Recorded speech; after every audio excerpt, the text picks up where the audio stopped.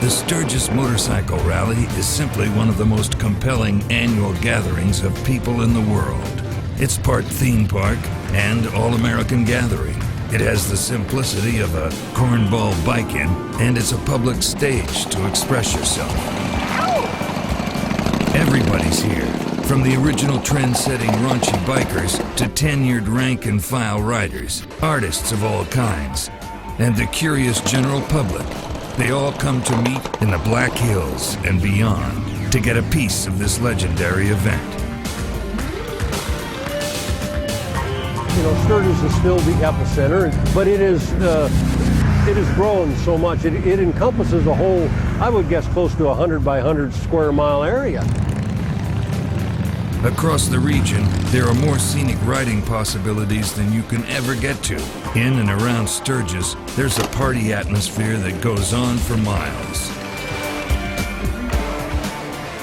You'll find a showcase of technology and equipment, along with a diverse artistry of motorcycle design and creation.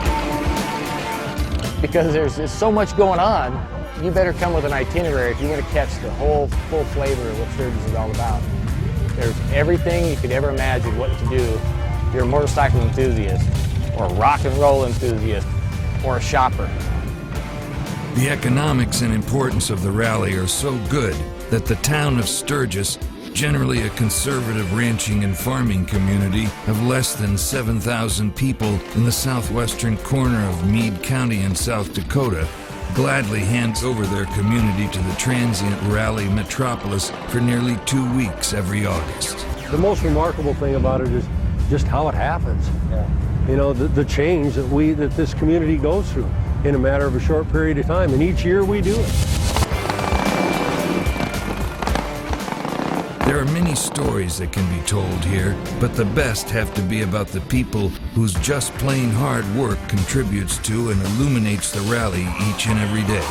In 24 hours, you can capsulize the rally experience, and it begins every morning in the early hours.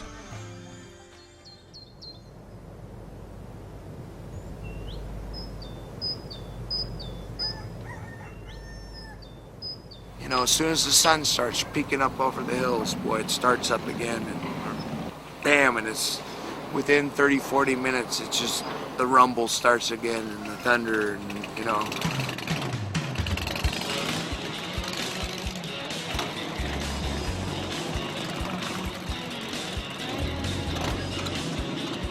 I like to come down, have breakfast, the restrooms are clean. A couple of years ago, I saw Indy and Larry riding down about 6:30. So.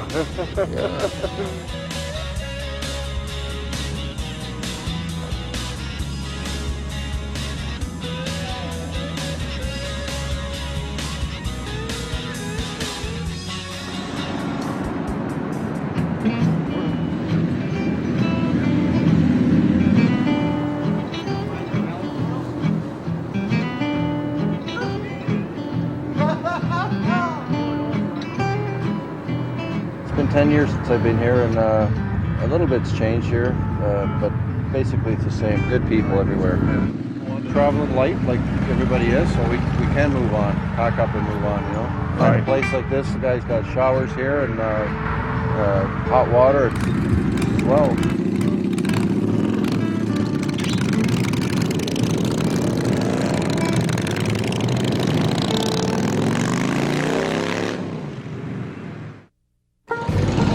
Morning. Morning. Our day starts 7 o'clock in the morning. Start serving some breakfast. We make the coffee and we make the burrito for the morning, the breakfast burrito. As everybody knows, you know, with the food you have to see it. Your eye has to love it. People want to look and say, I want this. They don't know the name of it, but they see it looking good or, you know, appearing good and say, I want that. Then also they look at the grills where everything is cooking and everything is making smoke. And it's a very, very attractive scene. Another breakfast burrito? You have to be a public person to love to do this. Looks like good fun. And the humor's free, right? Oh, that's on the house. That's at the house. All right. We are around 16 people, and sometimes we need more for a few hours during the day. It looks very easy, but it's very, very hard. 20 or 30 people standing by, and everybody shouting and ordering, and everybody taking the order, and everybody yelling to the back to have it prepared. So it's a big mess, but it's cool. It goes like this, and the guys rise to the challenge and provide, and the customers are happy, and it goes well. Everybody wants to eat 3 times a day, and everybody's having a good time. So the provider making some money, the people who are servers are making some money, and that's what it's all about. The spirit of the entrepreneurs who will come and see the opportunity, and this is what this country is all about. Overall, it's all right. Start picking up here, start filling up the street. So that's how it goes in the morning.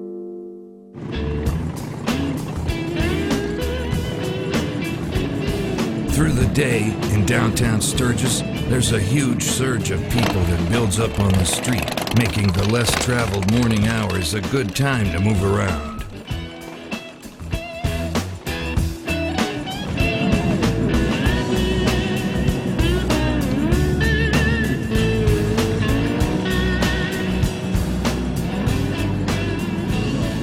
Mornings can be tough here. It depends on what you did the night before.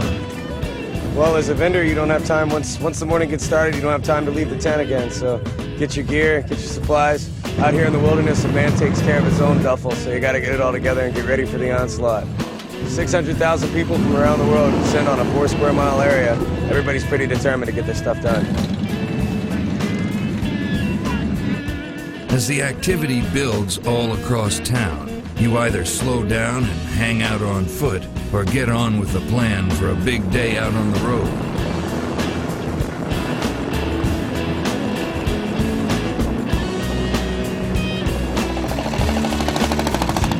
Excitement in the air, even early in the morning when you have to wait to take a shower at a campground at 6 o'clock in the morning.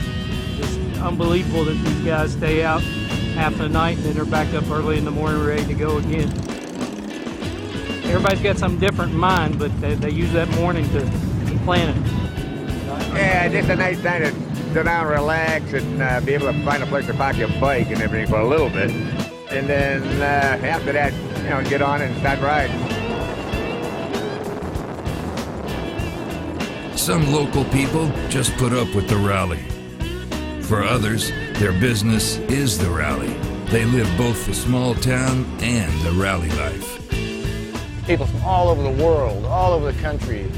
The buzz is so different. It's like night and day compared to the regular yearly goings on. This is such a small town, such a apples coming off the tree. Yeah, small town apples coming off the tree. It's great. It's 6,400 people in this town. It's really nice quality of life. You can walk around and leave your house open and keys in your car. It really is that way. It's just like Mayberry. That's my partner's nickname is even Opie. I was born and raised here in Sturgis, and we used to sell lemonade to the bikers that would line up for the tours.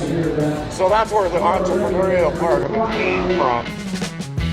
It's just developed into really a year-round thing for us. So that's the hard part, is trying to get it over there now. All of riding is what this event is all about.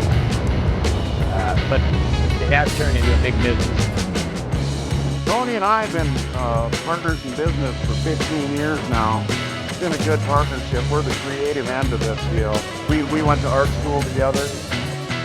We've got a lot of old stuff going around, and the old graphics on them are really neat. And, some of the inspiration for the logo for the knuckle. Off of this script right here, it's kind of a Coca-Cola actually, kind of a Coca-Cola script from the turn of the century. We like to think that we're the real deal, that people can make a real connection here with us without pretense. We had this dream of building our own bar, and so we drew pictures on a sheet of paper that what we kind of thought it would look like. We'd have these heavy beams and bikes hanging from the beams, and we'd have our girls in little cages and stuff that'd be dancers and gas pumps and maybe perhaps like a fireplace. And wanted to create this Western kind of theme look and a garage kind of theme so that it would be inviting to everybody. Almost getting to the point where it's starting to look like that original drawing 15 years ago. When you see it working, all your hard work that you've spent over the years come to fruition, that's what really gives me a good feeling.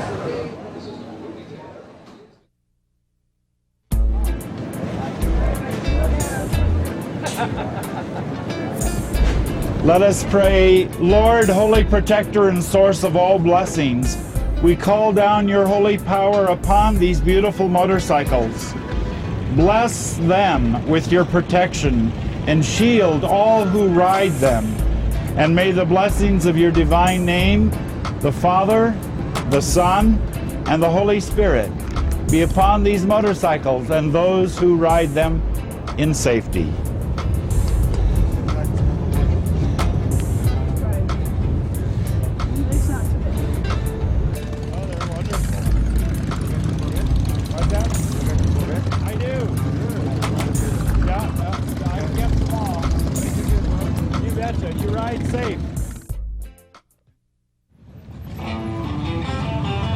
As much as the street scene party seems to predominate around here, a scenic road and responsive throttle are still the real attraction and nirvana of all motorcycle rallies. From Sturgis, the rally has many great loop rides that cover destinations like the Black Hills, the Badlands, the historical monuments and small towns, including the 135-mile out and back ride to Devil's Tower and the less restricted Hewlett, Wyoming.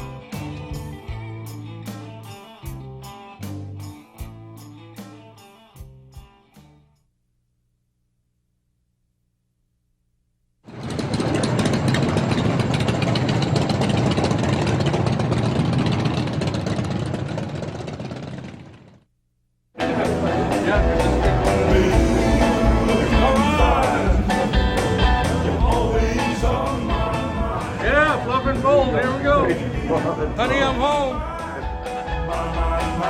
And we're getting domesticated here. It's a war. It's a dryer wars. We're on.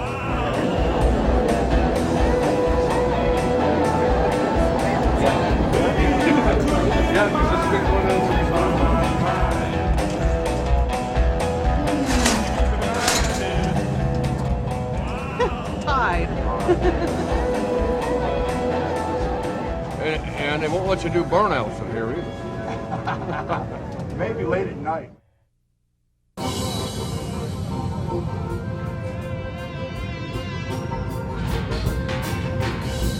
It started back in 1996, basically with just me coming out here on a motorcycle, one man, one bike, one bucket of soap, and hey mister, can I wash your motorcycle?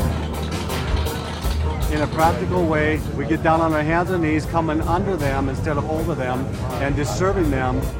I just want to demonstrate God's love by just getting down on my hands and knees and washing your motorcycle for you. And so it started with that, and I have over 60 volunteers this year. We get people coming back every year. We got people coming back every day. We pray over safe journeys and any kind of thing that needs to be done, and see if we can help out, or maybe at least plant a seed every once in a while.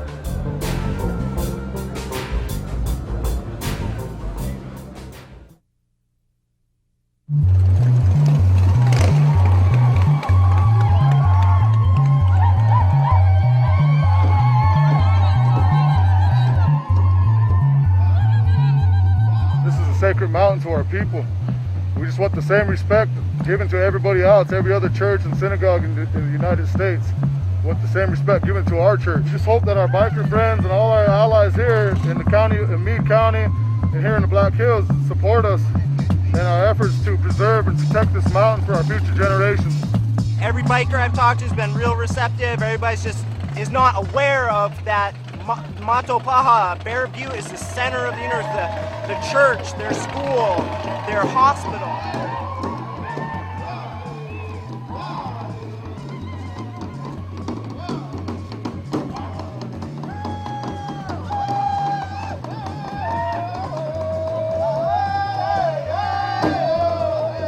I say Wopila to each and every one of you for coming here. We're going to stand, we're going to make a stand today. A unity, solidarity for the mountain, Matopaha, which is sacred to many nations. Many nations come here for thousands of years. Many generations come here and pray at this mountain. Right now there's a bar. There's a bar right on the base of our mountain. And we won't stand for that no more. We need to let the people here know that now is the time.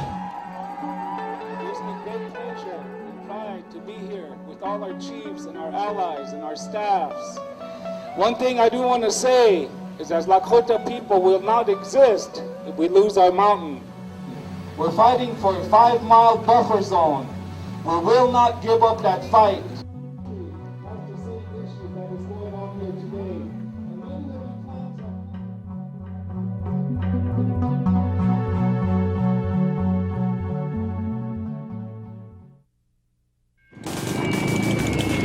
Across town at the Sturgis drag strip is another contingent with a special cause who have gathered to make a point about riding motorcycles extremely fast.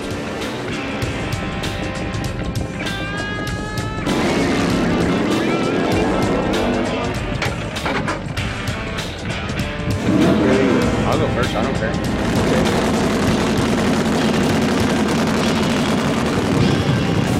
I'm a Harley-Davidson dealer from Bondwell, Wisconsin.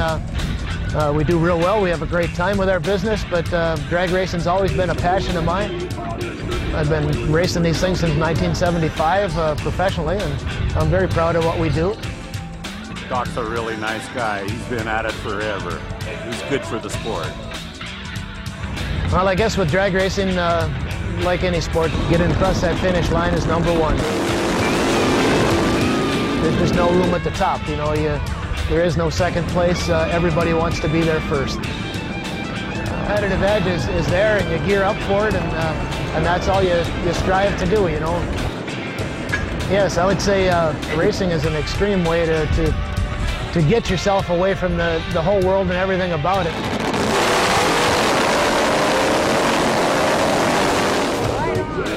Part of an elite group, only a handful of people in the world have the expertise to compete on this level, and the sensation is addicting. Yes, there are very few top fuel Harley drivers in the world today. At a big event, we might see 35 or 40 drivers, and that's probably the majority of them in the United States or even the world, you know.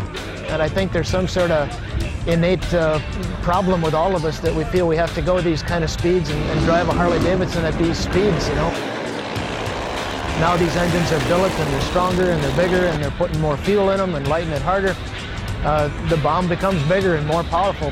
In this sport, it really doesn't happen a lot, but it can happen, and the whole top end of these Harley engines can blow right off and literally take out the frame and the driver and cause extreme damage or death. Just the exhilarating feeling that it gives me driving this motorcycle is enough to say, look, let's do it again, even though there is big risk. A little craziness in all of us here, you know, this is ours. More than an edgy obsession, racing drag bikes is simply a way of life for the Hopkins family.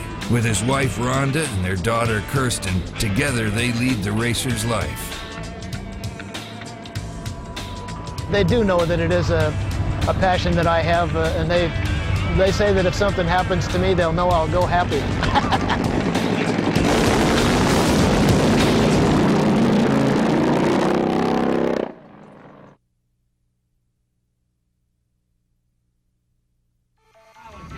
This competition is a special round of the AHDRA, All Harley Drag Racing Association's National Championships. From a field that includes a variety of sport class riders and machines to the pro elite racers who roll out really exotic equipment, they're all here at this prestigious event. Steve races in the sport's premier nitromethane-powered top fuel class. His daughter Kirsten runs in the pro dragster class.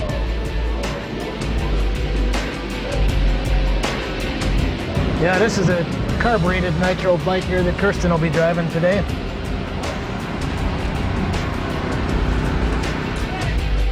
She's got the heart, she loves it, she just keeps wanting to do it, and I got to give her a lot of credit for that. She loves my racing, I love hers, and we have a great time doing it. Both Steve and Kirsten are under the watchful eye of her husband, Shannon. They just think a lot before they race because they are going very quickly and very fast. You got to have your head on straight and you got to have your game on. They don't get too excited. I get excited more than anything because I'm anxious to see them run their bike. A third rider on the Hopkins team is Rick Erling, who actually competes against Doc aboard a similarly radical machine. They're just cool looking machines. They're way out of proportion with the huge tire and the long front end and the low look. And you literally lay right down on the motorcycle, you know, and it's just a neat, fun feeling. This motorcycle weighs just under 700 pounds, but making 900 horsepower. 175 cubic inch top fuel nitro Harley. It burns nitromethane for fuel. When you hit the throttle, it'll pick the front wheel right off the ground immediately without ever turning it and carry it down about 3/4 of the way down the quarter mile. The faster you go, your helmet closes in on you. You can feel the wind, you can feel the horsepower, you can feel the noise. There's a brief point at the top of the track where really all you can feel is just like you're soaring through space at an extreme speed, you know, and you can just feel the wind and everything just kind of gets quiet almost. It's quite a feeling. And set the front wheel down at maybe 180 or 85 miles an hour, and a puff of smoke will come off the wheel like an airplane landing. So they're quite exciting to watch.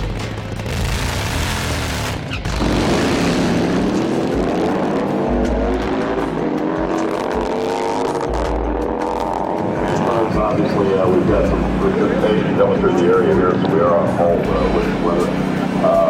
Deer unit is open here on the good side, so if you'd like to stop by those two legal trees, you can stop by the deer unit on the good side.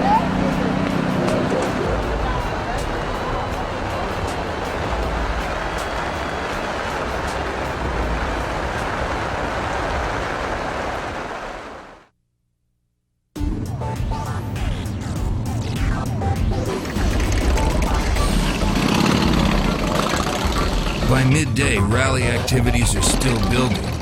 In downtown Sturgis, the people watching and shopping is well underway. By the time we get going at noontime, everybody's probably stoked up with a little snack and some beverage. What are we going to do for the afternoon? Some people are meticulous and well planned out. For others, let's just hang out and see what's going on. Park your bike on Main Street if you want to sit back on your bike, or you want to go into a shop or a bar and just kind of cool it and meet new friends. Awful lot of people meet brand new friends that they probably wouldn't have a chance to meet any other place.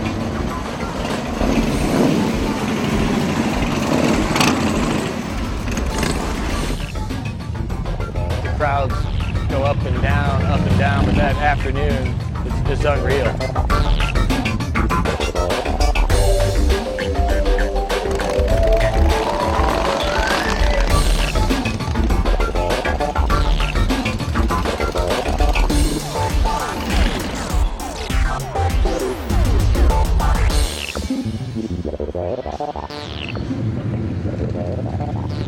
Out on the road, riders have spread out all over points of the Black Hills and beyond.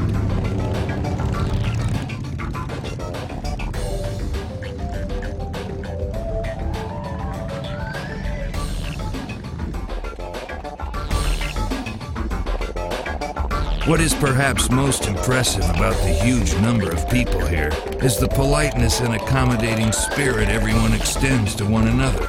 It is amazing how a spontaneous event of common interest can create such decency between people.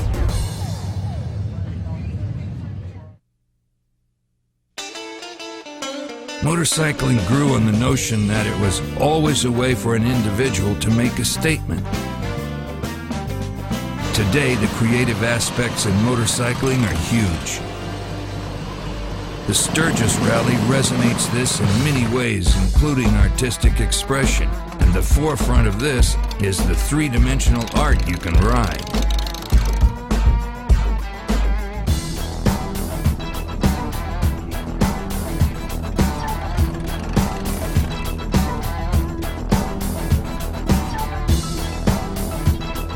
These bikes are created from a builder's personal expression or a customer's build sheet. The designs reflect the ever-changing influences and trends that seem to emanate from heroes, history, racing, and new materials and technology.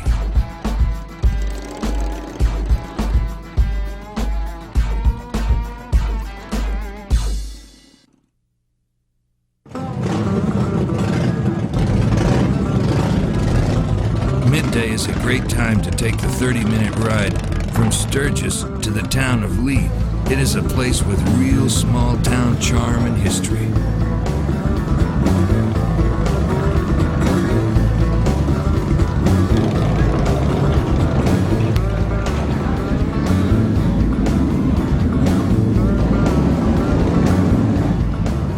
This town of Lead, it's only a few miles out of Deadwood, and it's a totally different character here. A lot of history with gold mining. 136 years worth of gold mining history.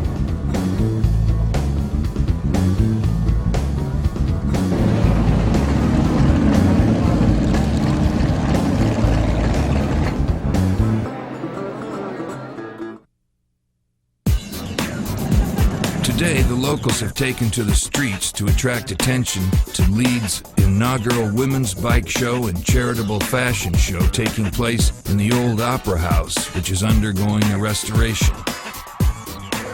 If you have a Harley-Davidson, raise your hand. She is wearing a blue mountain leather. Look at this. Yeah, 35, 40, and 35, 40, 30, 35, yeah, 40, 45, 80, 55, 60, 55, 60, 55, and 60. Yes, 60 now, 65. And 60 and 65, and 60. We're just, yes. 75, and 80, 75, and 80, 75, and 80. Let's give it a big hand. I sold it, number 3.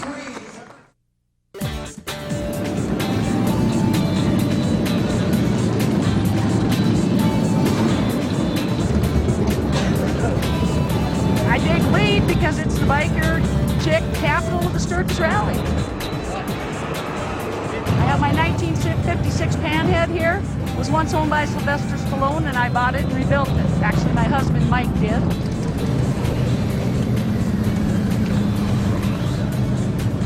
I won the first women's Ride and Shine bike show.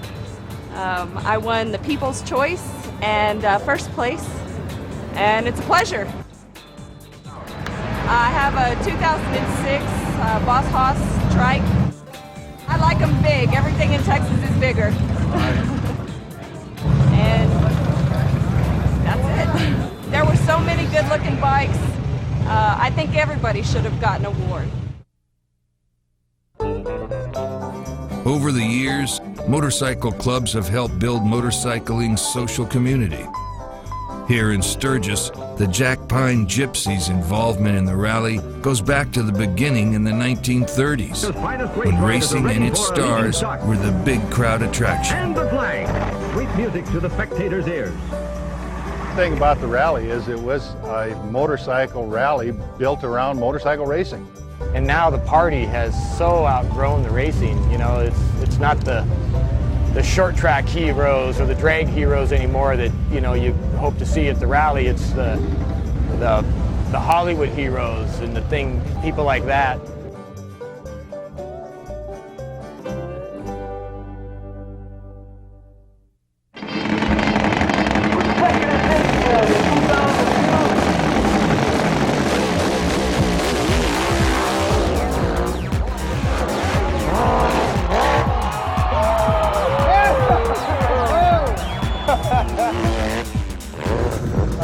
feel here, the atmosphere, the venue is awesome here. I mean, we got the greatest riders basically in the world here coming to race against each other. Put on a great show for everybody here at Sturgis. This is the big show. This is the show that gets all the attention. This is the show that generates all the sponsors. This event will display the most amount of horsepower that you'll ever see at a hill climb. We got a big monstrous jump out of the hole. We got a couple of small jumps in the middle, and it's pretty technical at the top. So you're going to see some bikes, they're going to drift off right, and they may be scraping them out of the trees up there. The main thing with this hill, it's so short, and you got to go so fast that you got to be on your game, and you got to hit every jump just right in order to get over it fast. The sport of hill climbing was actually one of the first forms of motorcycle racing in the world. Back in the 20s, it was very much represented by the factories. Harley-Davidson was involved, Indian was involved, where it started in America, and it's an export from America, and everybody's very excited, and they're very excited to be a part of it around the world. My hat's off to all these guys here. I mean, you got 7-time national champion Dave Watson. You got 4-time national AMA champion Tiger Strength. I mean, everybody's here. You watch Travis Whitlock, Dusty Beer, and guys are unbelievable at going up rock ledges and walls and things like that. Dusty's just your basic workhorse, just brute muscle, throws the bike wherever it needs to go and puts it over the top. Travis is I'd say he's the Jeremy McGrath, Michael Jordan, you know, Tiger Woods of the sport. I've done this my whole life. It's kind of second nature. I don't get real excited, on the outside anyway. On the inside, you know, when you get on the line and you're sitting at the bottom of the hill, you know, it's pretty adrenalizing. From one well-known name in the sport to another, Robbie Peterson's from a venerated family in the sport. He rides a 200-horsepower Harley-Davidson-based V-twin in the unlimited class. He came from the ranks of what some people say is the next wave of hill climbers, motocross. I enjoy these hills with the jumps. They're pretty cool. There's a lot of timing and a little bit of motocross background needed, and I kind of excel at that. If you want to win a championship, you got to be in the top 5 or top 3 at least every event. If we could be a little more consistent, it'd be good. The steady hand of consistency on this team is from Robbie's dad, Kerry Peterson, a huge champion in the sport for 35 years. Got an award from Dirt Rider magazine in 1999. They awarded me with Best Hill Climber of all time, and that was a good time to hang it up. I support my 2 sons, and they're doing very well in the sport, and very excited about that. Kerry won many championships and first immersed his son Robbie into hill climbing at the sport's historical mecca, the legendary Widowmaker in Draper, Utah. Widowmaker's you know, the big one, and to be able to go and watch Dad win those titles there and to ride there as a little guy myself, it was great.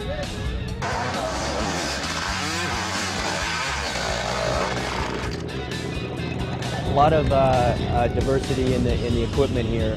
It's just something that you don't see every day. If you're coming walking by one, you can't just walk past it. You gotta check it out. These machines are hand built. People put together some really unique concepts that really put out some big horsepower. There's Harley-Davidsons, there's Triumphs, there's VSAs. A lot of Kawasaki's, a lot of Yamahas, a lot of Hondas. Today now, the bikes get faster all the time. 100% nitromethane, fuel injected, you know, unlimited size engines and hot fuel dragster style stuff, and it's all here. Unlimited bikes means unlimited. The only requirement is a front brake and a kill switch. You know, the open exhibition unlimited class is fascinating. I think what makes it so fascinating is the amount of horsepower that comes out of these bikes. Where everything that's competitive is over 200 horsepower. We're burning fuel now. The bikes are longer. We're running steel on the back. Fortunately, we're the popular guys this weekend or this week because we have the Harley. I'll be riding 147-inch, 2500cc Harley-Davidson-based V-twin, hill-borne fuel injection to about 218 horsepower. The bike weighs 420 pounds, so it's pretty heavy. The way it's centered and the way they built the bike, it handles really well. For me, it's better to run the bike shorter because it has a motocross style geometry and the bike handles better. Generally with the Harleys, we run a higher load of nitromethane in them. The engines are bigger, 1,500 and 2,500 cc's. The fuel affects the bikes differently too. Generally, the Harleys are generally pretty reliable on fuel. We have a jack shaft that has an in and out. You're either in gear or you're out of gear, and that's it. And you control it with the clutch. As the riders get ready for the first round of runs, they listen to Dusty Beer, a 4-time world champion who is the event organizer here in Sturgis. Hey, we appreciate you coming. I believe there's 46 riders. Each rider will get 2 runs at the hill today. The hill's about 500 to 600 feet. Times are going to be probably in the 8-second range. To win the thing, you're going to have to be probably in the high 6s. It's going to be easy to get over, but hard to go fast. In your mind, you're looking at the hill, and you got to go up that thing very fast. And the guy sitting next to you is probably going to go faster. AMA champion Tiger Strank and Dave Watson are part of the East Coast contingent of riders who have come out to Sturgis to immerse themselves in the more technical type hill climb terrain found in the West. You know, you got to get out there and do it a few times before you feel comfortable with it. Naturally, when you're riding a bike that's got 200 horsepower, that's maybe 8.5 feet long, it's going to throw a little bit of curveball in that mix. The technical aspects of this course are evident, as on this run, the rider just doesn't make it.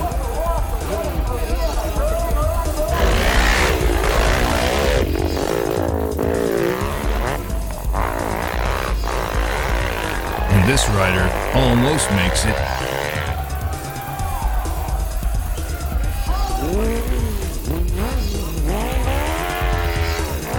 And then this guy barely makes it over the top. Up on a big hill in Utah, a rider once said to a journalist, "Riding these bikes is like riding a hand grenade being chased by a chainsaw."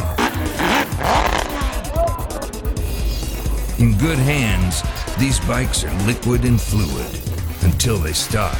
And your task goes from piloting a rocket to wrestling an unwieldy 400-pound, 8-foot-long bike back down the hill yourself. And then there is number 2 in the nation, Utah's Jason Smith, a rising star in the sport.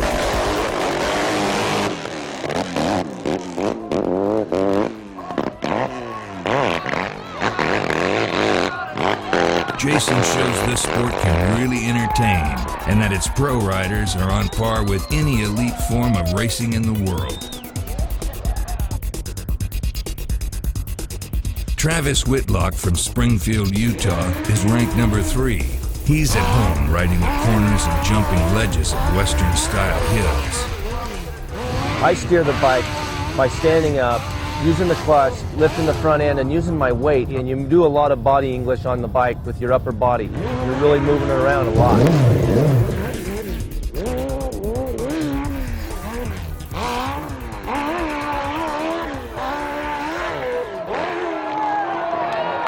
Travis coming up just a little short, 9.88. Part of the Peterson race team. How do you all like to tell for you, Robbie Peterson? All right, when the run starts, I'm on the bike. I go down and I do a burnout usually. Come up to the starting line and get focused on where I'm going to go. You got to be really committed at the bottom of the hill. It's about a 35-foot gap. So right off the start, you're committed to jump that thing.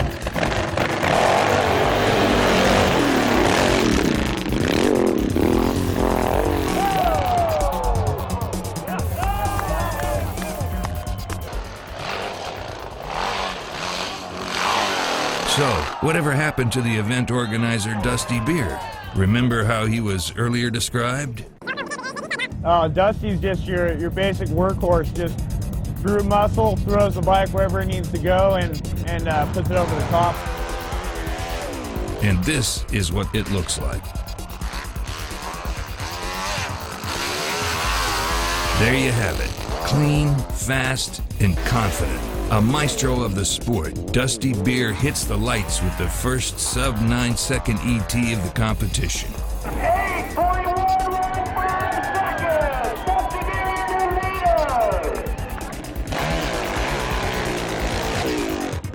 With the high visual appeal of the sport, the sheer athleticism and professionalism of its competitors, hill climbing should be the next big thing.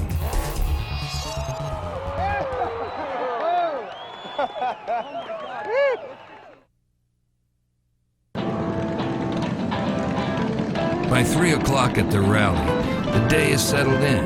You're either at some great destination on the ride or on foot, lounging, vendor surfing, or people watching. Main Street in Sturgis is about 5 blocks long and is the daily parade grounds.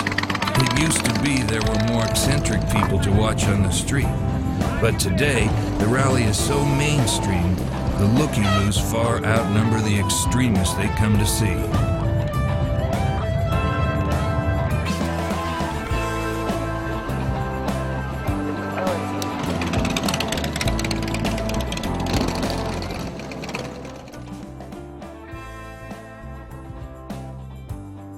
For those doing the creative work behind the scenes, the musicians, the tattoo artists, to guys like Tony Fortier over at the Knuckle, the later afternoon is a time to keep on pushing. I got a master there. You gotta do everything around here? Well, everybody's doing stuff. I do all this stuff because I don't have anybody to. Yeah. I'm the guy that, you know. You're the guy. There is a lot of excitement around the business we have here. You have this rally feeling that kind of pervades your employees. If I don't have things done by Wednesday, my guys they're done. They've worked hard, they're feeling the pressures of the rally and the party, and we're right downtown.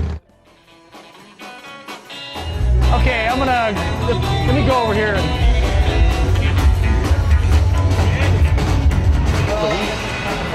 You see that nice stand-up bass he has out there?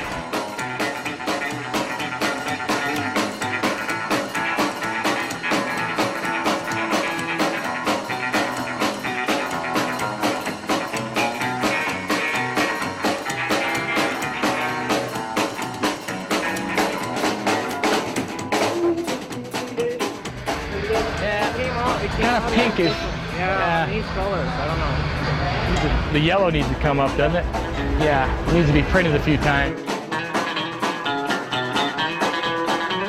We wholesale products to different vendors and businesses around, and we've got a gift store over here that we retail the same products. $52 for that. Woo! Yeah, we got another tent over here. Sturgis, the world famous. How you doing there? Good to see you, man. Good to see you, man. Did you do that? Yeah, the place looks good. Oh, ain't it nice? Oh, it looks so good. We drove up, we got so excited. Yeah, isn't it something? How you doing? Really good. Good to see you. Well, if you need anything, let me know. Unless you want to bug me, then. All right, we'll see you guys. Good luck.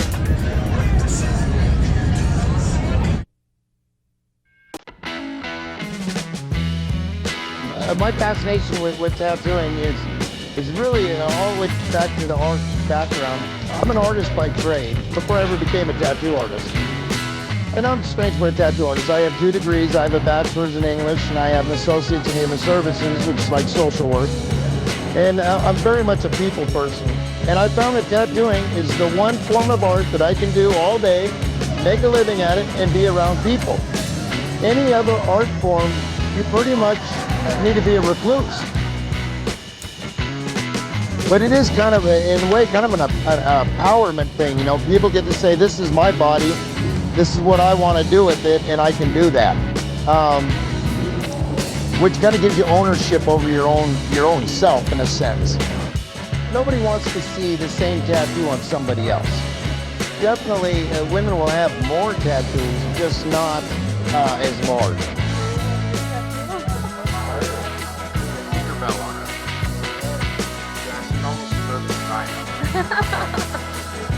When you work with an abundance of artists, so, like they do, actually it's inspirational too. This is my 5th rally here. The reason I keep coming back is for the inspiration. Down the street is Judy Parker from San Diego, who's known for her original designs. It'll be pretty. Judy Parker's the most modest tattoo artist I know. Hers is a lot more artistic than a lot of people. She pretty much does her own thing every time.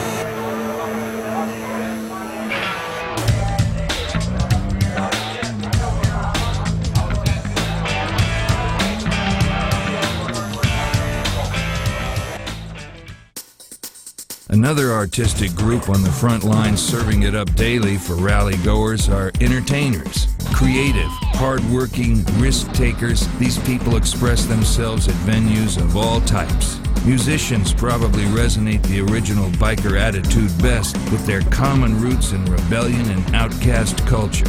Both musicians and old-school bikers stayed out on the edge of society and went on to influence a generation as pop culture trendsetters. Mushroom Grooves out of Oklahoma dishes out the defiance at Knuckle Saloon.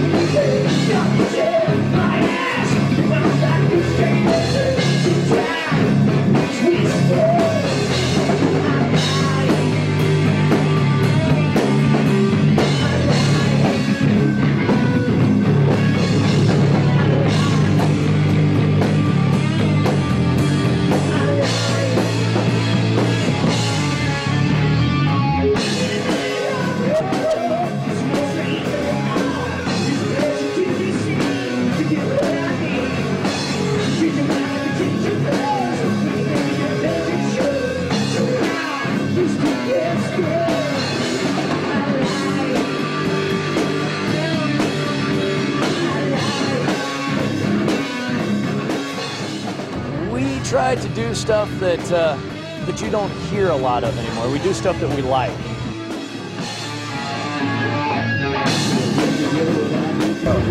Okay, well, as far as our chemistry, it's great because we've been together now going on 9 years. I mean, so it's more of a gang. It's fun. It's a friendship that none of us are really willing to give up.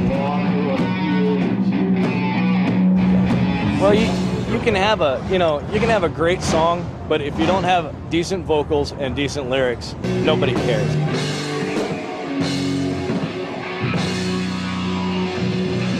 I don't do anything for myself when I'm up on stage.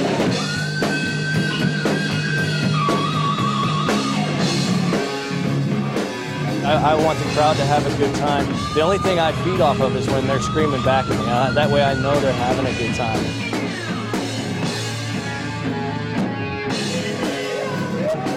It's like adrenaline just rushes right through you. It's an addiction. I mean, you have to have it. When I'm not playing, or I know when those guys are not playing, we're not happy.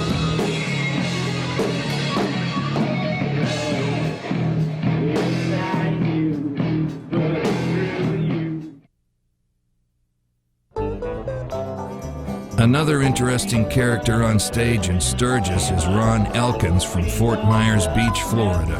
He combines humor with music as Captain Ron, the biker comedian. Put your hands together and enjoy the rest of the afternoon with Mr. Captain Ron. Sturgis, how's that? But the best thing about it is when the party ends. We don't go out on the town and brag all his friends. Oh, Captain Ron, he's a card. He's just hilarious. He does a good job. So he holds people's attention. He gets a little raunchy at times, but that's okay. The crowd doesn't mind. You know, I grew up as the class clown, getting in trouble in school all the time, and I just discovered a way that I could channel that energy into something and actually make a living doing it. And I got the tattoos and the shirts, and I couldn't afford to bike after that. You go out on a stage, you have a certain amount of time, really a short amount of time to try to warm up a crowd. If they don't laugh at the first joke I do, I start getting nervous. You know, people ask me a lot of times, where do you get your material from? Everybody relates to music. I believe all the comedy out there should be a form of the truth. Usually when I write a song, I do need to be by myself, but I needed you to feed me that song. I try to tell these personal stories in a funny way, and I'll make it a funny story for you. Nita, hold it up for your ear one. Right before I go on, I'm kind of like a cat on a hot tin roof. Just kind of walking back and forth, pacing, chomping at the bit, if you will. Then also, you're scanning the crowd a little bit to see who's out there.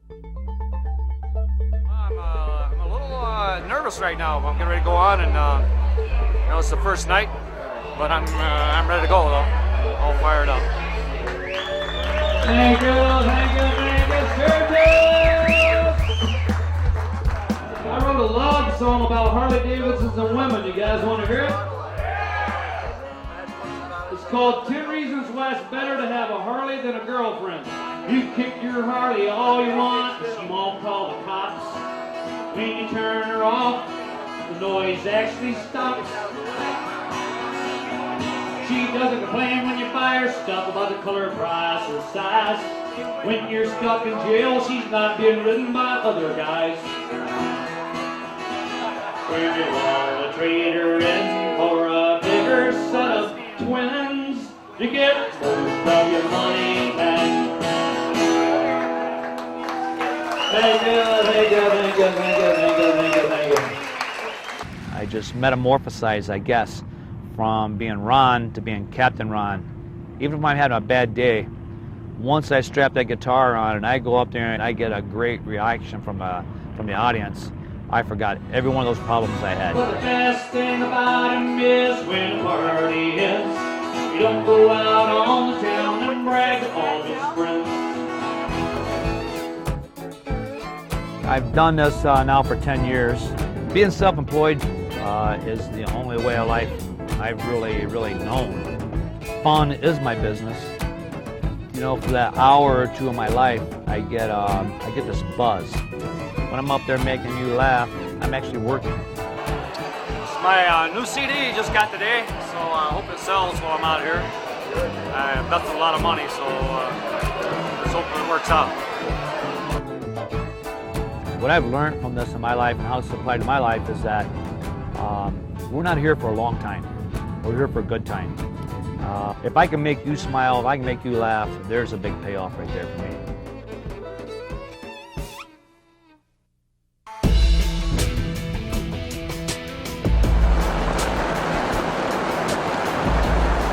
Of course, it had to rain every time we come to Sturgis. It has to rain, you know. And these storm clouds come in, and they're just nasty every time they do. You get the wind and the rain, and so we got the track all dried up again now. The rain's gone, and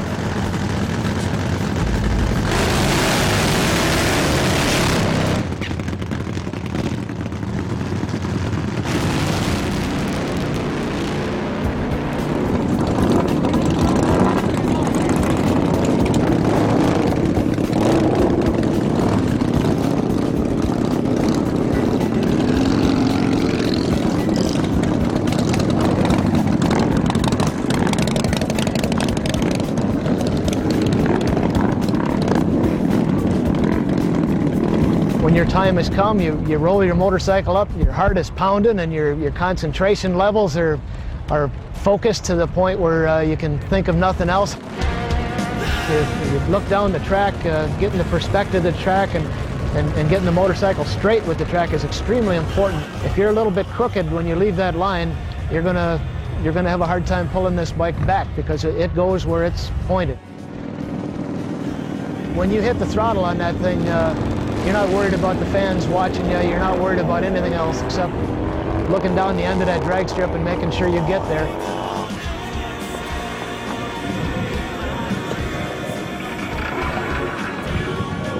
When you get up to the line and you start getting your mindset, I think you go through a few different things. Maybe a little nausea because you're a little bit scared and crazy about what you're going to do. And then when that passes, you move right into a joke or something with your buddy, and but your mindset keeps coming back to, gee, you know, I got to get down that track. I got to make sure it's straight. I got to make sure my reaction time is good. I mean, there is a real serious mental mindset you have to follow each time. At any given time, the track guy on the line pushes a button, and that's what makes all of the yellows come on at once. And as soon as you see yellow, you don't even look for green. When you see all the yellows on, you whack the throttle as hard as you can and hold it there.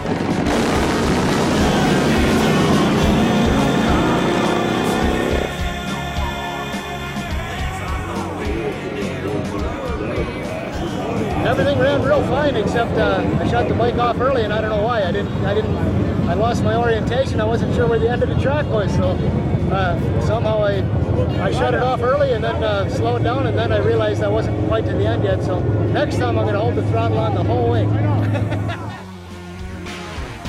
Now it's daughter Kirsten's turn. She's 26 and has been racing for 10 years.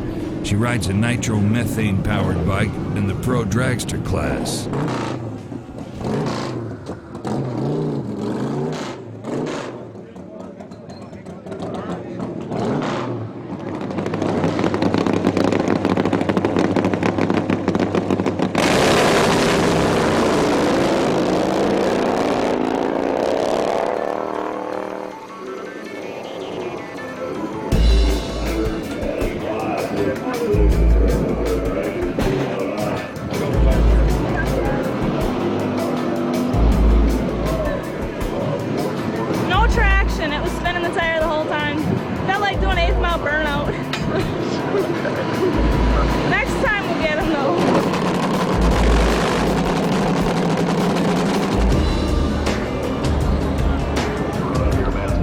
After each round, we change oil, we put in new clutch plates and clean the clutch dust out of the clutch.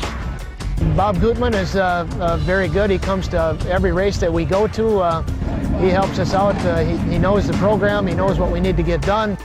A lot of times I'm working on the tune and what I want to do to make changes while he's doing the boilerplate stuff, setting the bike up and being sure that the tools are out and getting everything ready.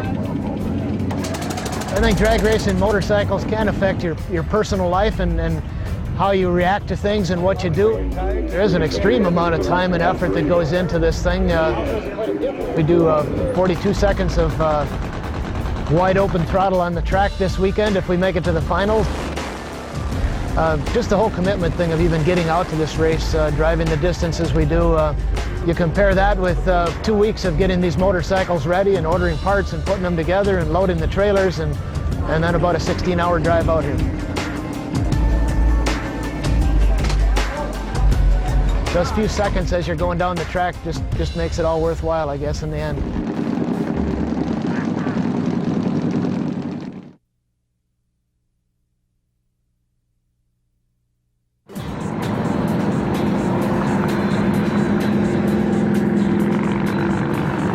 As the day closes and gets to an end, the shadows get long. The day hopefully starts to cool down. Then about 5, 6 o'clock, they start coming back in.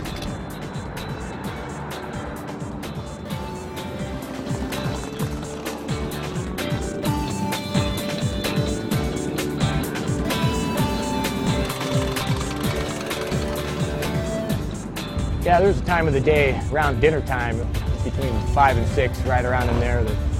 There's kind of a lull. It is kind of a time where everybody catches their breath and gets ready for the next wave. Because after that, all out partying. And you just want to make sure that if something's going to happen, that you're going to be there and see it. You go outside the rope and you see the fire start talking.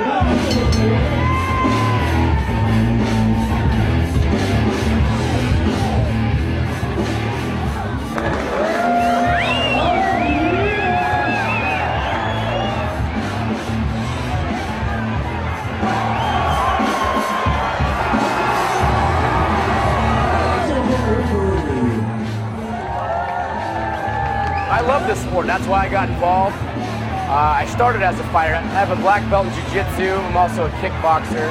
Refereed probably over 1,000 fights by now. I know what it's like to be out there I'm here for the fighters. I want to take care of them, make sure they're safe. No striking the spine anytime. Neck cranks and no striking the spine. I know everything's being done right if I'm involved in every aspect of the deal.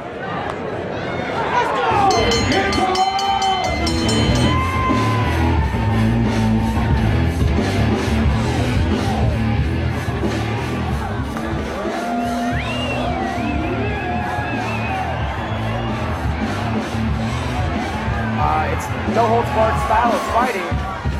It is a real fight. There's nothing staged about it. I got all the respect in the world for the people that are willing to do this.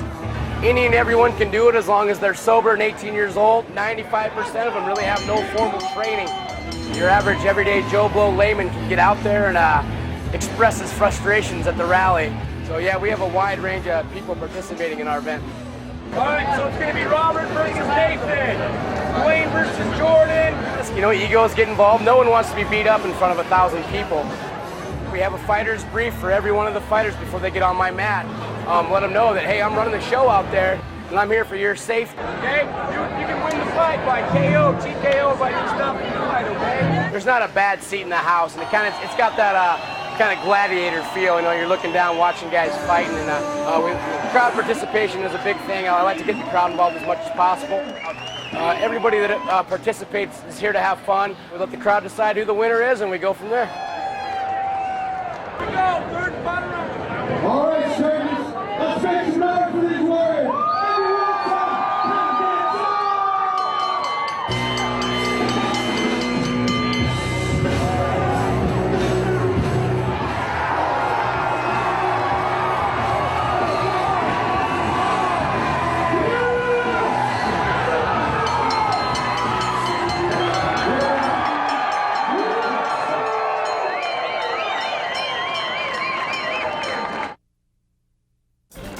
Across town, the all-Harley drag racing event continues with some extreme fighting of another sort. Our hero, top fuel racer Steve Hopkins, is trying to make it into the final round on this next pass.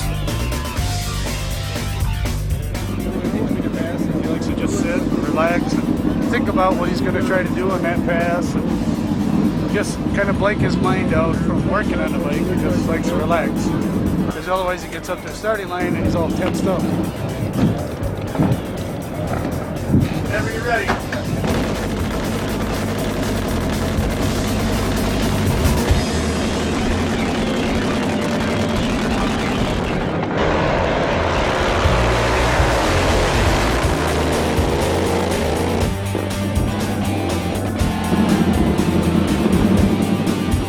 Something going on with the chassis. I can't keep the power on. I don't understand it. It's never done it before. The farther down the track I go, the more the bike wants to twist. I don't like the way this is feeling, you know, and it's dangerous.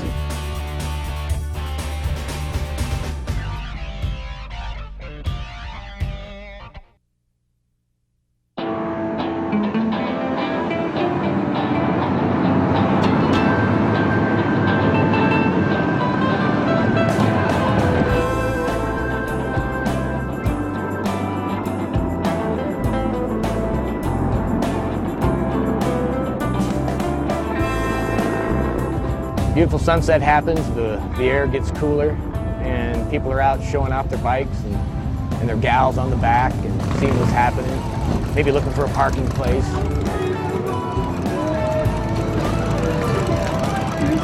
Nighttime is a whole other time in Sturgis. Once the lights start going down, like the atmosphere changes. They've got their evening little trek around town planned, you know, and looking for that perfect parking place. You know, you pick a spot.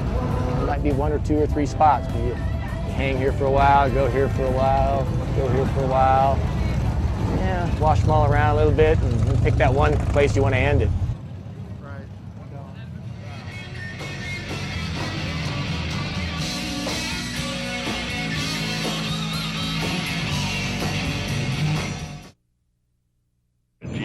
Not far from Main Street at Sturgis Drag Strip, top fuel contender Steve Hopkins hasn't been able to solve his mysterious handling issues. In the final race, he'll be going up against his teammate, Rick Erdman. All right, here we are entering the last final round. It's going to be Doc's Harley-Davidson in the final either way because we got both bikes. Brave racers getting ready to do the burnouts with these 800 horsepower. Well, it feels really good to be in the final round. And he might be the boss, but I'm going to beat him in the final round. I've never won this race. I've been chasing it for 15 years. I'm going to win this race. What lane do you take it, Rick? I'll take the same one. I'm still having problems with the bike handling. No, we will not ride conservatively. We'll give it everything we got, and you know, provided everything feels good, we're going to keep it on.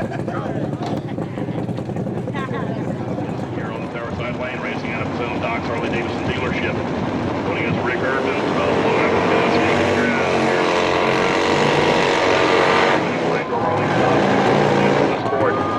Ready to battle one more time tonight on the 8th mile.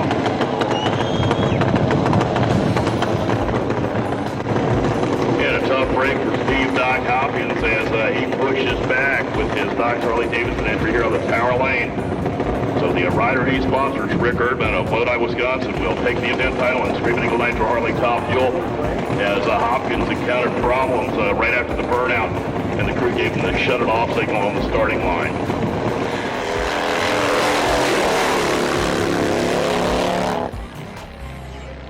Fuel line busted. They're spraying fuel all over the track. Here we have my Sturgis luck, and I always have the strangest things happen to me in Sturgis. This time we made it to the finals, started the bike up, did the burnout. Just as it came out of the burnout, one of my curved fuel lines cracked in half and started blowing nitromethane all over the track.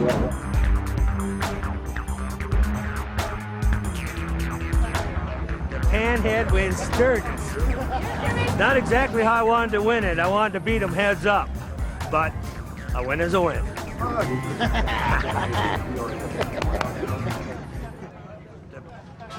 And so after all the preparation, travel and travails, the Steve Hopkins team are certainly risk takers at the Sturgis Rally. And today, they take home to Wisconsin an overall victory of this prestigious event. With the full moon above, they all have a chance to reflect and celebrate the racer's life. 24 hours at Sturgis continues with the bar scene that's peaking around midnight. And our food vendor, Mike Aone, we met at 7 a.m., well, he's still at it. Today was a slow day overall, but we did some business in the evening when the temperature dropped, and it was a nice day. We have to serve the few people who just leave the bars and they want to grab a bite before they go home or they go to the campground. So we still serve until past 2 o'clock, until like 2:30 or so, and then we finish cleaning up and the fresh new crew will come in the morning and start all over again. And the game will go like this until Saturday night.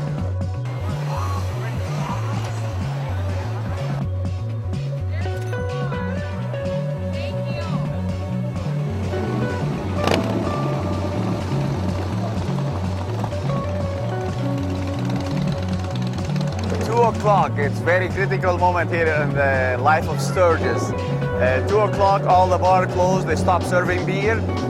All the motorcycles that are parked on the street got to be moved. So the police comes and they start clearing the street and cleaning the street. So every motorcycle that's still parked here, within 15 minutes or so, it got to be towed away. And they prepare the street for the next day. The day is dwindling to a halt very soon, so everybody here will just disappear a few short moments from now.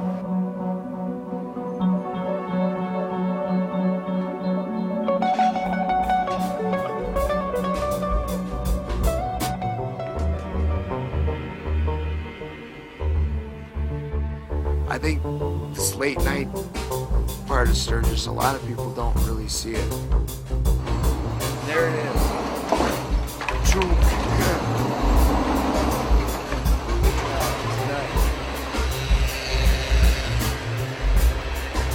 18 hours of partying, we spend 6 hours picking it back up, making it look brand new every day. At one point, and you only see it about 4:30, 5 o'clock in the morning, and everything's clean and everything's quiet. There's not a noise going on.